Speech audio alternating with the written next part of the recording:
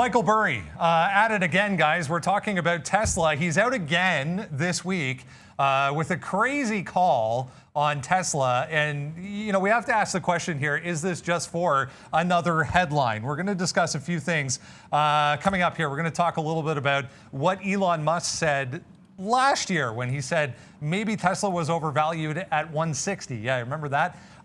Elon selling shares this week. We discussed in depth about that. And let's be realistic and talk a little bit about where this stock could go. Let's first have a look at what I'm talking about in this headline. And there it is. The Big Short's Michael Burry talking about a possible 90% plunge in Tesla shares. Yeah, so Elon said last year 160 was too much for Tesla. I mean, a lot to digest here, guys. As I mentioned, is this just him trying to get another headline? I mean, yeah. To me, it's a yes. It's a yes and a no, because like he probably actually believes it. Of course, he's trying to get a headline. Like that's, I mean, it is what it is. But the other side of it is that apparently he did have some puts on it earlier and made an actual bet that this was the top. Is it factually true that Elon said at 160 that it was overvalued? Of course it's true. And if you were watching our live show, you'd probably remember it was a great short, because when the tweet came out, it was just, as a day trader, it was a fantastic moment. And certainly when you look at the chart, and we sort of warned of this, that it had gotten up to a high where you expected to be a pullback, and $1 trillion companies don't necessarily make moves like this that quickly from like that 900 to that 1250 level. You throw on top of that Elon, telegraphed that he was going to be selling, which everyone should have probably known already.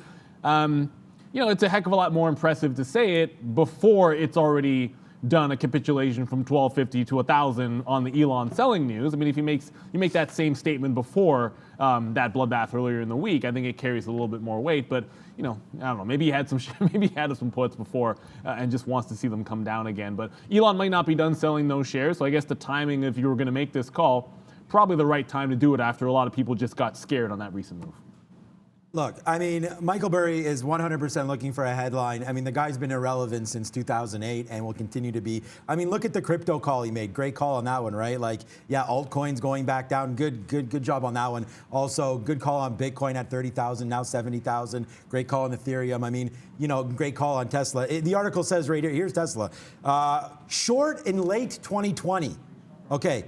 Good job. Short in late 2020, right? So where was he short then? Here at 463, or did he get blown out when it was at 900, right? In late January. So I mean, I don't know how many of you can hold on, even if you're doing options. They're not cashable. None would have hit. And if he still held them to the very bottom there, then that's great into March. But he was short into late 2020. If he held them all the way there, I have no idea. But I mean, where did he put these on? I don't know. To me, this is just a joke. And obviously, we're going to get a headline from this, and hopefully he does as well. So congratulations, Michael Burry. Your call on Tesla is absolutely horrible, and it's been that way forever. So good job. There's the Twitter aspect to this, obviously, as well, guys. On the weekend, Elon comes out, says he's going to maybe sell 10% of his stake. He was going to do that anyways for tax purposes, so putting a positive spin on that angle of this story. So Elon selling, Michael Burry says, yeah, it's going to go lower after a couple of big down days.